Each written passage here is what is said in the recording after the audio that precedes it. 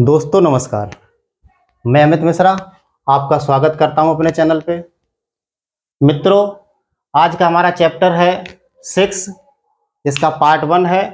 Chapter का नाम है पूर्णांक तथा परमेय संख्याओं पर गणितीय संक्रियाएं तथा इनके प्रतिलोम। मित्रों, पिछले चैप्टर में हमने पढ़ा था परमेय संख्याओं से तमाम प्रॉपर्टीज, प्रगुण 1, प्रगुण 2, प्रगुण 3, प्रगुण 4, प्रगुण 5, प्रगुण 6, यानी 6 प्रगुण हमने पढ़े थे जो कि वेरी इंपॉर्टेंट रहते हैं। अब इससे कुछ न कुछ आता है परीक्षा में, अवश्य ही आपको 1 या 2 नंबर का सवाल इससे मिलेगा। वो ज्यादातर आपको मिलेगा योगात्मक प्रतिलोम या गुणात्मक प्रतिलोम या योगात्मक तत्समक तथा गुणात्मक तत्समक, इनसे आपको सवाल मिलेंगे। तो मित्रों देखिए, आइए हम इसी से कुछ देखते हैं। मित्रों, अगर आप हमारे चैनल पर नए हैं तो हमारे चैनल को अवश्य सब्सक्राइब करें और वीडियो अच्छा लगे तो लाइक करें और अपने मित्रों में शेयर करें। मित्रों, योगात्मक प्रतिलोम हम देख रहे हैं। योगात्मक प्रतिलोम, योगात्मक प्रतिलोम होता क्या है? Additive inverse. किसी भी संख्या का योगात्मक प्रतिलोम वही संख्या होती है, किसी भी संख्या का योगात्मक प्रतिलोम वही संख्या होती है, सिर्फ उसका चिन्ह विपरीत होता है। जैसे आपसे पूछा जाए कि -3 का योगात्मक प्रतिलोम क्या होगा, तो 3 ही रहेगा, लेकिन वहां माइनस था तो प्लस हो जाएगा। इतना सिर्फ ध्यान रखें, बहुत सरल क्वेश्चन रहता है। सिर्फ एक कठिन हिंदी की वजह से योगात्मक प्रतिलोम, योगा गुणात्मक प्रतिलोम, ये सब सारी समस्याएं आ जाती हैं, दिमाग में पैदा होती है, सवाल छूट जाता है या गलत हो जाता है। यानी किसी भी संख्या का योगात्मक प्रतिलोम वही संख्या होती है, सिर्फ चिन्ह हमें उल्टा कर देना। अगर धन है तो ऋण कर देना है, ऋण है तो धन कर देना है। और भी उदाहरण ले सकते हैं, जैसे 1/3 है तो इसका अगर योगात्मक प्रतिलोम अगर देखा जाएगा तो -1/3 हो जाएगा। 1/3 का -1/3 हो जाएगा। अब 6/7 है माइनस का, तो इसका हो जाएगा 6/7 प्लस का। तो इतना हमें सिर्फ ध्यान देना है कि एडिटिव इनवर्स निकालने के लिए सर्वप्रथम ये देखना है कि संख्या धनात्मक है या ऋणात्मक है, पॉजिटिव है या नेगेटिव है।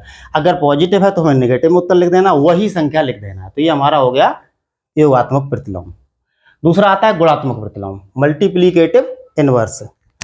तो इसमें क्या होता है, किसी भी संख्या का गुणात्मक प्रतिलोम उसका व्युत्क्रम होता है। किसी भी संख्या का गुणात्मक प्रतिलोम उसका व्युत्क्रम, व्युत्क्रम माने उल्टा, हर को अंश कर दो, अंश को हर कर दो। यानी कि किसी भी संख्या का गुणात्मक प्रतिलोम उसका व्युत्क्रम होता है। जैसे आपसे पूछा जाए कि 3 का गुणात्मक प्रतिलोम क्या होगा, तो 3 को हम 3/1 लिखते हैं, तो इसका जब हम उल्टा करेंगे तो 1/3 होगा। तो 3 का गुणात्मक प्रतिलोम 1/3 होगा।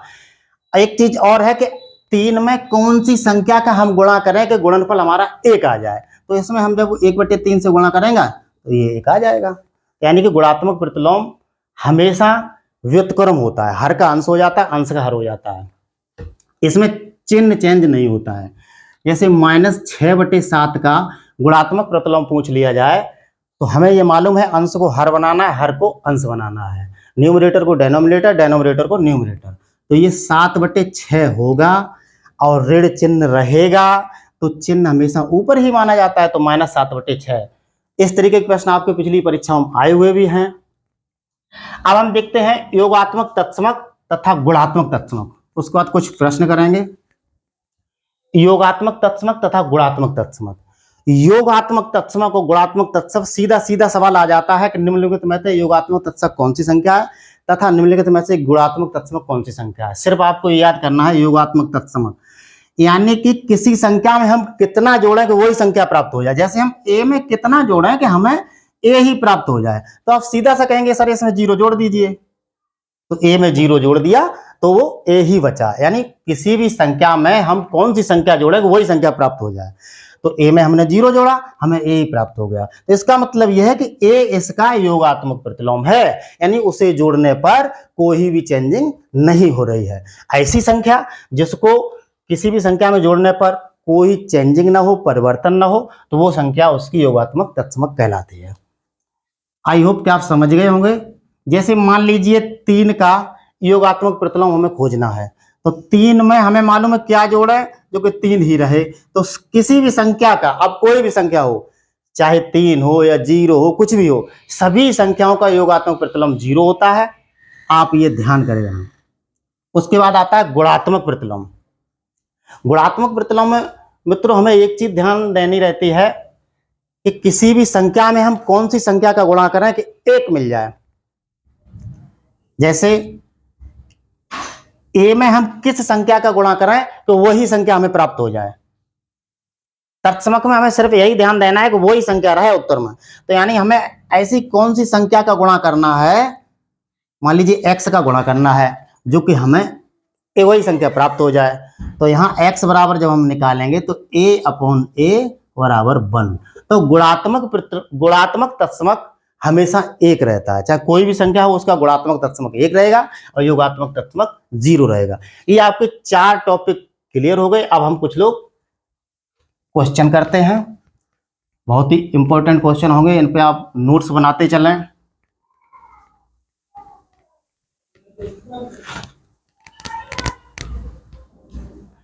जैसे हमारा एक क्वेश्चन है कि -7/9 का योगात्मक प्रतिलोम क्या होगा। योगात्मक प्रतिलोम क्या होगा। 2017 में ये आया हुआ है और बहुत ही सरल है। तो हमें ये मालूम है कि योगात्मक प्रतिलोम वही संख्या होती है, सिर्फ चिन्ह चेंज हो जाता है। तो -7/9 का योगात्मक प्रतिलोम 7/9 हो जाएगा, क्योंकि ये माइनस में 7/9 तो ये प्लस में 7/9 हो जाएगी। ये आपका उत्तर हो गया। उसी तरीके से -8 का योगात्मक प्रतिलोम कितना होगा, तो -8 का योगात्मक प्रतिलोम हमारा 8 हो जाएगा प्लस में। उसी तरीके से -4/9 का गुणात्मक प्रतिलोम, गुणात्मक प्रतिलोम। अब मित्रों हमें इसमें यह ध्यान देना है गुणात्मक प्रतिलोम की अभी हमने थोड़ी देर पहले परिभाषा बताई थी कि अंश को हर को अंश कर देते हैं, चिन्ह वही रहता है। तो ये -9/4 हो जाएगा। तो यानी कि -4/9 का गुणात्मक प्रतिलोम -9/4 हो जाएगा। इतना हमें सिर्फ ध्यान देना। इसी तरीके का सवाल छपा हुआ मिलेगा, निम्न में से कौन सा इसका योगात्मक प्रतिलोम होगा, और 4 ऑप्शन दे दिए होंगे। तो आपको जब पूरी प्रक्रिया आती है तो हो सकता है कि आप अटके नहीं। अब कुछ हम और सवाल करते हैं।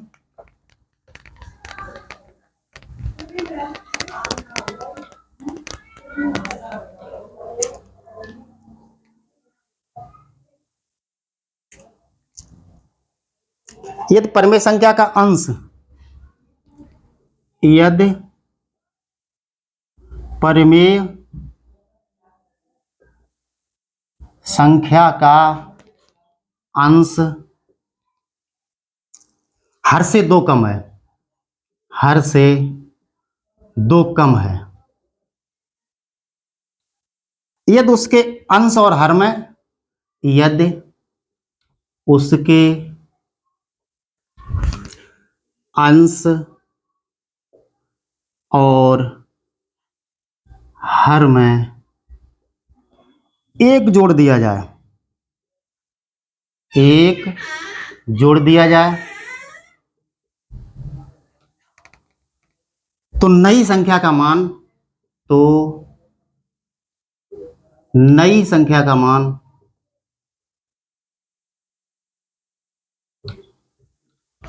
3/4 हो जाता है।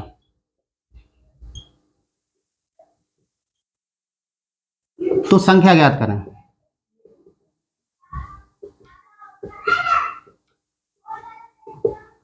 देखिए मित्रों, हम ये जानते हैं कोई भी भिन्न लिखने से पहले, अब इसमें यह आ गया कि यदि परमेय संख्या की हमने परिभाषा बताई थी पिछले वीडियो में कि कोई भी परमेय संख्या उसे हम परमेय संख्या कहते हैं जिसे हम x/y के रूप में लिख सकें। तो मान लीजिए कि कोई भी संख्या जब बटे में होती है तो उसे हम अंश बटे हर लिखते हैं। ऊपर वाले को हम अंश कहते हैं, नीचे वाले को हर कहते हैं। ऊपर वाले को न्यूमरेटर, नीचे वाले को डेनोमिनेटर। तो यानी कोई संख्या है, यदि परमेय संख्या उसका अंश हर से 2 कम है, माना अंश बराबर x, तो हमारा हर क्या होगा, इसमें एक शर्त दी गई है कि अंश हर से 2 कम है, तो यानी मतलब हर 2 ज्यादा है अंश से, तो हर हो जाएगा हमारा x+2। तब संख्या क्या होगी हमारी, अंश बटे हर होगी, तो x अपॉन एक्स प्लस 2 होगी हमारी संख्या।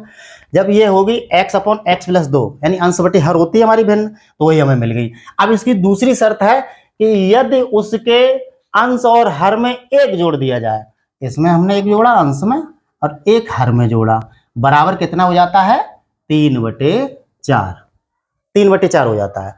तो मित्रों हमें ये मालूम है इसको सॉल्व करना कि x प्लस 1 है ऊपर, नीचे x प्लस 3 हो जाएगा 2 प्लस 1, तो x प्लस 3 बराबर 3/4। अब ऐसे करके हम कैंची का गुणा कर लेते हैं।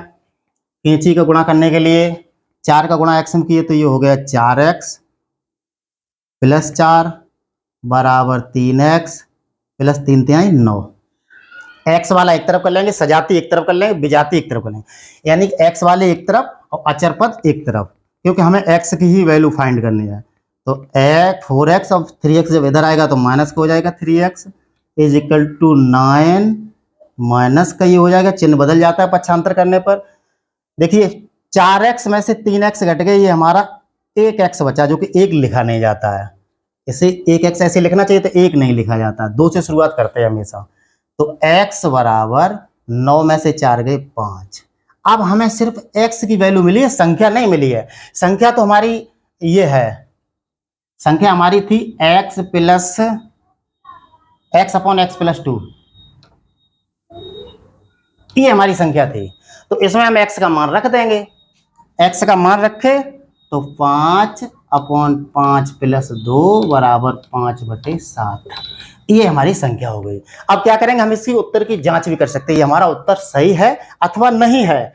ये देखें, यदि परिमेय संख्या का अंश 5 है, हर से 2 कम है, हाँ ये 7 है, ये 5 है, तो ये 2 कम है, ठीक है।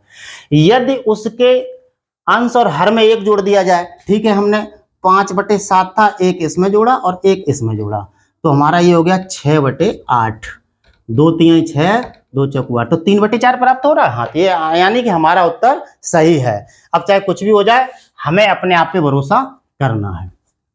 मित्रों अगला सवाल हम लोग देखते हैं, ये भी 2017 में आया हुआ था।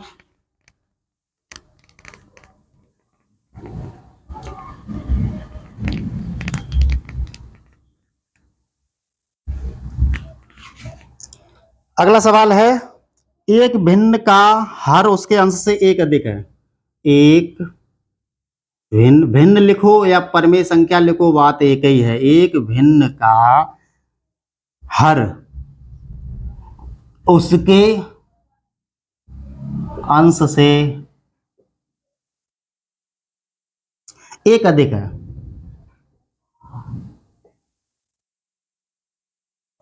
एक अधिक है, अंश का हर दोनों में से, अंश तथा हर, अंश तथा हर में से एक घटाने पर, एक घटाने पर भिन्न का मान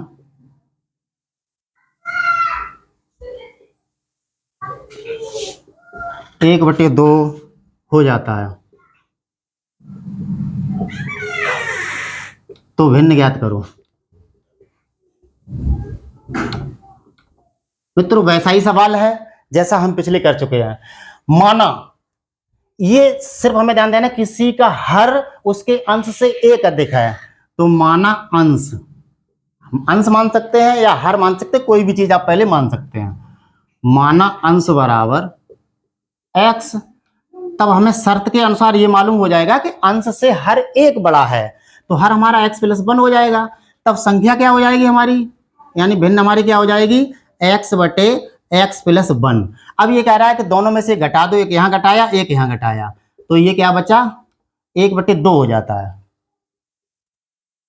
तो x minus 1 upon 1 upon x is equal to 1/2, कैंची का गुणा, तो 2x माइनस 2 बराबर 2x। इस तरीके से आप इसका उत्तर निकाल के कमेंट बॉक्स में बताएं, बिल्कुल वैसा ही सवाल है। अगला देखते हैं,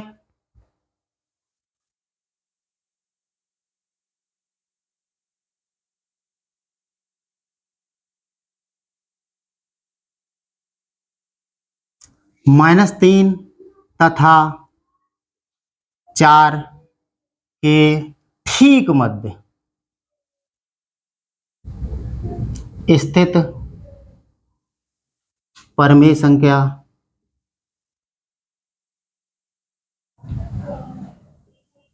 कौन सी है।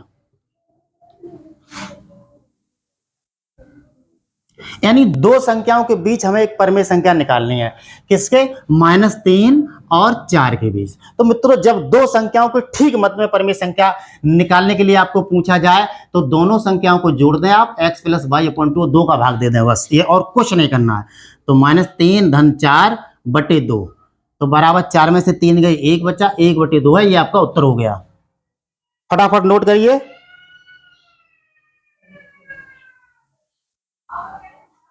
एक और ठीक मध्य वाला कर लें, इस तरीके के सवाल आपका आ सकता है।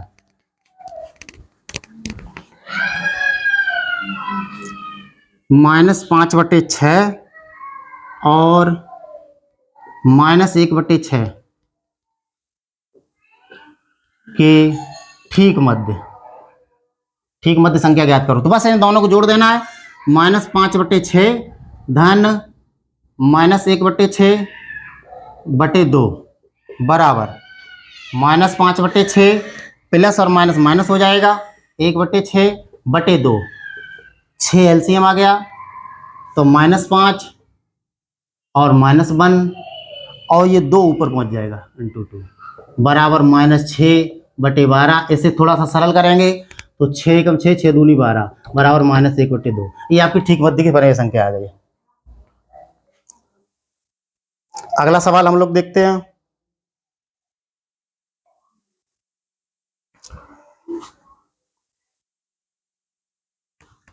ये भी आया हुआ है आपका 2019 में। -24/45 के समतुल्य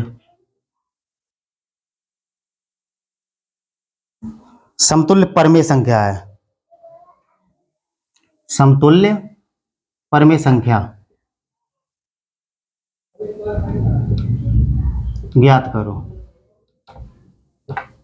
देखिए तो क्या करेंगे, सबसे पहले हमें इसे काटना है। समतुल्य का मतलब ऊपर नीचे सरल कर लो।